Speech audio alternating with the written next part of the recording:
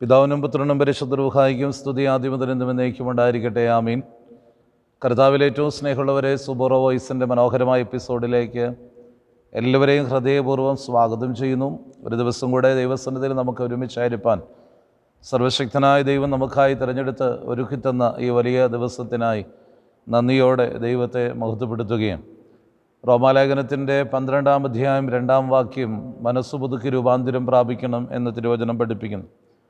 മനസ്സ് പുതുക്കി രൂപാന്തരം പ്രാപിപ്പാൻ എന്തു ചെയ്യണം എന്നുള്ളതിനെക്കുറിച്ച് നാം ചിന്തിച്ചു കൊണ്ടിരിക്കുകയാണ്. ഇന്ന് ശ്രുതിയുള്ള എഫേസ്യ ലേഖനം 6-ാം അധ്യായത്തിൻ്റെ 10 മുതലുള്ള വാക്യങ്ങൾ പരിശോധിക്കപ്പെടുമ്പോൾ, എൻ്റെ സഹോദരന്മാരെ, നമ്മുടെ കർത്താവിലും അവിടുത്തെ ശക്തിയിലും ബലത്താലും നിങ്ങൾ ശക്തരാകുവിൻ. ആകൽ ക്രിസ്തുയുടെ സർവ്വതന്ത്രങ്ങൾക്കുമെതിരായി നിൽപ്പാൻ ദൈവത്തിൻ്റെ സർവായുധവർഗം ധരിപ്പിൻ എന്ന് രേഖപ്പെടുത്തിയിരിക്കുകയും, ആകൽ ക്രിസ്തുയുടെ തന്ത്രങ്ങളോട് എതിർത്ത് നിൽക്കാൻ, മനുഷ്യജീവിതത്തിൻ്റെ രൂപാന്തരത്തെ തടയുന്നതും മാനസാന്തരത്തിൻ്റെ ജീവിതാനുഭവങ്ങളെ തടയുന്നതും മനുഷ്യനെ പാപത്തിലേക്ക് നയിക്കുന്നതും സാത്താനാണ്. ഈ പാപത്തിൻ്റെ പ്രലോഭനങ്ങൾ ജീവിതത്തിലേക്ക് കൊണ്ടുതരുന്ന സാത്താനെ പരാജയപ്പെടുത്തിയെങ്കിൽ മാത്രമേ മനസ്സ് പുതുക്കി ഒരു പുതിയ ജീവിതത്തിൻ്റെ, ഒരു രൂപാന്തരത്തിൻ്റെ ജീവിതത്തിൻ്റെ, മാനസാന്തരത്തിൻ്റെ വഴികളിൽ കൂടെ സഞ്ചരിക്കാൻ സാധ്യമായി തീരത്തുള്ളൂ. അല്ലാത്തിടത്തോളം കാലം നമുക്ക് ഈ പാപത്തിൻ്റെ വഴികളിൽ കൂടെ ഇങ്ങനെ നടക്കേണ്ടി വരും. സർവായുധവർഗം ധരിച്ചുകൊണ്ട് സാത്താനോട് എതിർത്തു നിൽക്കണമെന്ന് പരിശുദ്ധനായ പൗലോസ്ലീഹ നമ്മെ പഠിപ്പിക്കുകയും, പൗലോസ്ലീഹ പറയുന്ന ജഡരക്തങ്ങളോടല്ല നമുക്ക് പോരാട്ടമുള്ളത്, പിന്നെയോ വാഴ്ചകളോടും അധികാരങ്ങളോടും ഈ ലോകത്തിൻ്റെ അധിപന്മാരോടും ആകാശത്തിൻ്റെ കീഴിലുള്ള ദുരാത്മാക്കളോടുമാണ് നമുക്ക് പോരാട്ടമുള്ളത്.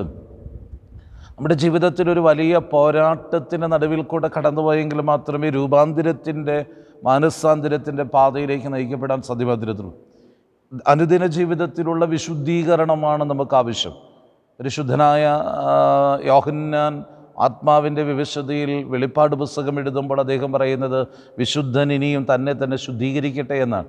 അപ്പോൾ ഒരു വിശുദ്ധീകരണം എന്ന് പറയുന്നത് തുടർന്ന് ജീവിതത്തിൽ നടക്കപ്പെടേണ്ട സംഭവമാണ്. അനുദിന ജീവിതത്തിലുള്ള ശുദ്ധീകരണം നടക്കണം. അനുദിന ജീവിതത്തിലുള്ള ശുദ്ധീകരണം നടക്കണമെങ്കിൽ സാത്താനോട് എതിർത്തു നിന്നേ മതിയാകും.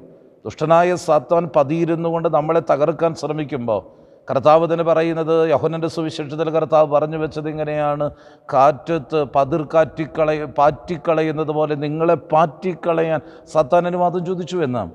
ഇരകിട്ടാതെ വിശന്നിരിക്കുന്ന ബാലസിംഹം പോലെ സാത്താൻ ആരെ വിഴുങ്ങേണ്ടു എന്ന് ശ്രദ്ധ വെച്ചുകൊണ്ട് നമ്മുടെ പുറകെ നടക്കുന്നുവെന്ന്, കഴിയുമെങ്കിൽ വൃദ്ധന്മാരെ വരെ തെറ്റിക്കുവാൻ അവൻ എഴുന്നേറ്റ് വരുമെന്ന് ദൈവത്തിൻ്റെ വചനം പഠിപ്പിക്കുന്നുണ്ട്. സകല ദൈവമക്കളുടെയും പുറകെ നടന്നവനെ ഇല്ലാതാക്കാൻ, അവൻ്റെ ആത്മീക ജീവിതത്തെ തകർക്കാൻ, സാത്താൻ നിഷ്കരണം നമ്മെ തകർക്കാൻ ശ്രമിക്കപ്പെടുമ്പോൾ അവനെതിരെ എതിർത്തു നിൽക്കേണ്ടതിന് സർവായുധവർഗം ധരിക്കണം. ഇന്ന് നമ്മൾ പോരാടുന്നത് ഈ ലോകത്തിലെ പ്രിയപ്പെട്ട സഹോദരങ്ങളോടും ബന്ധുമിത്രാദികളോടും രക്തത്തിൽ പിറന്ന സഹോദരങ്ങളോടുമാണ്. അവരോടല്ല നമുക്ക് പോരാട്ടം. ക്രിസ്തീയ ജീവിതത്തിൻ്റെ വിശുദ്ധീകരണത്തിൻ്റെ അനുഭവത്തിലേക്ക് കടന്നു പോകാൻ സാത്താനെ ജയിച്ചേ മതിയാകൂ. അതിന് സർവായുധവർഗമാണ് ധരിക്കേണ്ടത്. എന്താണ് ഈ സർവായുധവർഗം എന്ന് പറയുന്നത്? പരിശുദ്ധനായ പൗലോസ്ലീഹ പറയുന്നു, സത്യം കൊണ്ട് അരമുറുക്കണമെന്നാണ്. അനുഗ്രഹിക്കപ്പെട്ടവരെ അരമുറുക്കണം, അത് സത്യം കൊണ്ടായിരിക്കണം. സത്യത്തിൻ്റെ സാക്ഷികളായി തീരാൻ നമുക്ക് സാധ്യമായി തീരണം. ദൈവത്തിൻ്റെ വചനം പറയുന്നു, സത്യം ചെയ്തിട്ട് ഛേദം വന്നാലും മാറാത്തവൻ അവനാണ് ദൈവത്തിൻ്റെ കൂടാരത്തിൽ വസിക്കുക. ആരാണ് ഈ പർവ്വതത്തിൽ വസിക്കുന്നത്? സത്യം ചെയ്തിട്ട് ഛേദം വന്നാലും മാറാത്തവൻ, സത്യത്തെ പിന്തുടരുന്നവൻ. ഏതാണ് ഈ സത്യം? കർത്താവ് പറഞ്ഞു, ലോകത്ത് ആകെ ഒരു സത്യമേ ഉള്ളൂ, ഞാൻ തന്നെ വഴിയും സത്യവും ജീവനുമാകുന്നു. ക്രിസ്തുവല്ലാതെ വേറൊരു സത്യമില്ല. ക്രിസ്തുവിനെ അറിയുക, ക്രിസ്തുവിനെ ജീവിതത്തിൽ ചേർത്ത് നിർത്തുക, ക്രിസ്തുവിനോടുകൂടെ ആയിരിക്കുക, സത്യത്തിൻ്റെ സാക്ഷികളാകുക, സത്യത്തിൻ്റെ പാതയിൽ ചരിക്കുക. സത്യം അരയ്ക്ക് മുറുക്കിക്കെട്ടുവാനായിട്ട് നമുക്ക് സാധ്യമായി തീരണം. അപ്പോഴാണ് നമുക്ക് സാത്താനോട് എതിർത്ത് നിൽക്കാൻ സാധിക്കുക. സത്യസന്ധമായി പെരുമാറാൻ, സത്യസന്ധമായി പ്രവർത്തിക്കാൻ, വാക്കുകൾ സത്യസന്ധമായി തീരുമാനമായിട്ടിടയായി തീരണം. ദൈവത്തിൻ്റെ വചനം പറയുന്നു, വായിൽ നിന്ന് വീഴുന്ന വാക്കുകൾ ഉവ്വ് ഉവ്വ് എന്നും ഇല്ല ഇല്ലെന്നുമായിരിക്കട്ടെ എന്ന്. അരുതാത്തതിന് സാക്ഷി പറയാനായിട്ടല്ല ദൈവമക്കൾ നടക്കേണ്ടത്, മറിച്ച് സത്യത്തിൻ്റെ സാക്ഷികളായി മാറേണ്ടതിനായിട്ടാണ്.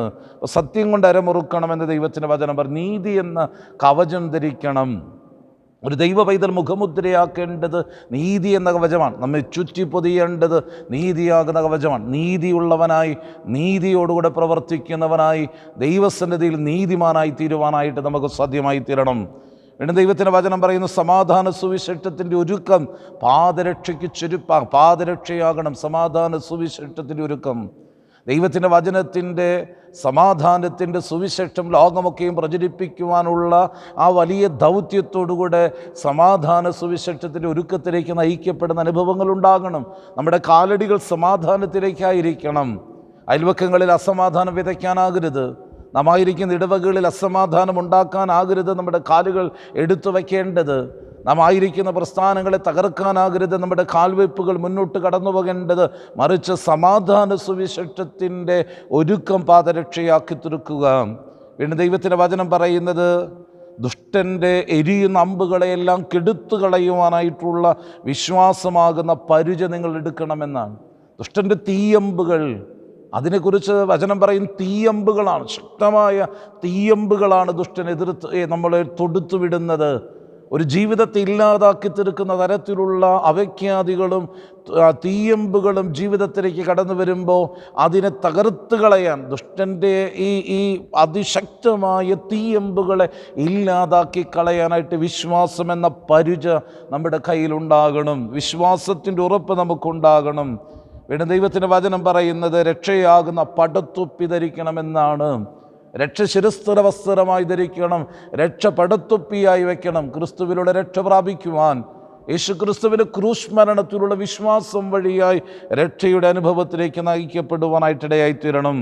ദൈവത്തിൻ്റെ വചനം പിന്നെയും പറയുന്നത് ഇങ്ങനെയാണ്, വചനമെന്ന ആത്മാവിൻ്റെ വാള് പിടിക്കണം. വചനമെന്ന ആത്മാവിൻ്റെ വാള് പിടിച്ചുകൊണ്ട് ദുഷ്ടനോട് എതിർക്കാൻ നമുക്ക് സാധ്യമായി തീരണം. വചനത്താലല്ലാതെ ഈ സാത്താനെ തകർത്ത് കളയാൻ സാധ്യമല്ല. വചനത്താലാണ് ക്രിസ്തു സാത്താനെ ജയിച്ചത്. മരുഭൂമിയിലെ പരീക്ഷണ കാലഘട്ടങ്ങളിൽ ക്രിസ്തു സാത്താനെ ജയിച്ചത് വചനം കൊണ്ട് തന്നെയാണ്. നമുക്കും ദൈവത്തിൻ്റെ വചനമാകുന്ന വാളേന്തി ഈ സാത്താനോട് എതിർത്ത് നിൽപ്പുവാനായിട്ടിടയായിത്തീരട്ടെ. അതുകൊണ്ട് സർവ്വായുധവർഗം ധരിക്കണം. ജീവിതത്തിൻ്റെ സമസ്ത മേഖലകളിലും സാത്താനെ പരാജയപ്പെടുത്തുവാനുള്ള തീഷ്ണമായ ഒരുക്കത്തോടെ, വിശ്വാസ തീഷ്ണതയോടെ പരിച ധരിച്ചുകൊണ്ട്, രക്ഷയുടെ ശിരസ്ത്രവസ്ത്രം ധരിച്ചുകൊണ്ട്, വാളേന്തിക്കൊണ്ട്, സത്യത്തെ അരയ്ക്ക് ബന്ധിച്ചുകൊണ്ട്, നീതിയാകുന്ന കവചം ധരിച്ചുകൊണ്ട് ലോകത്തിൽ സാത്താനോട് എതിർത്തു നിന്നിട്ട് സർവായുധവർഗം ധരിച്ചിട്ട് രൂപാന്തരത്തിൻ്റെ അനുഭവത്തിലേക്ക് നയിക്കപ്പെടാൻ ദൈവത്തിൻ്റെ ആത്മാവ് നമ്മെ സഹായിക്കട്ടെ. സ്നേഹമുള്ള ഞങ്ങളുടെ നല്ല ദൈവമേ, സ്വർഗീയ പിതാവേ, മനോഹരമായ നല്ല ദിവസത്തിന് നല്ല സമയത്തെ ഓർക്കുന്നു. നീ ഞങ്ങൾക്ക് വരുന്ന വചനത്തിനും കൂട്ടായ്മയ്ക്കുമായി സ്തോത്രം, നടത്തുന്ന വിധങ്ങൾക്കായി സ്തോത്രം. തിരുകൃപയിൽ മറഞ്ഞിരിപ്പാൻ സഹായിക്കണമേ. അവിടുത്തെ സർവായുധവർഗം ധരിച്ചുകൊണ്ട് സാത്താനോട് എതിർത്തു നിൽപ്പാൻ ഞങ്ങളെ ബലപ്പെടുത്തണമേ, ശക്തരാക്കണമേ. ഞങ്ങളെ നിന്റെ ക്രൂശിന് മറവിൽ മറയ്ക്കണമേ. പിതാവിൻ്റെയും പുത്രൻ്റെയും പരിശുദ്ധാത്മാവിൻ്റെയും നാമത്തിൽ തന്നെ ആമീൻ.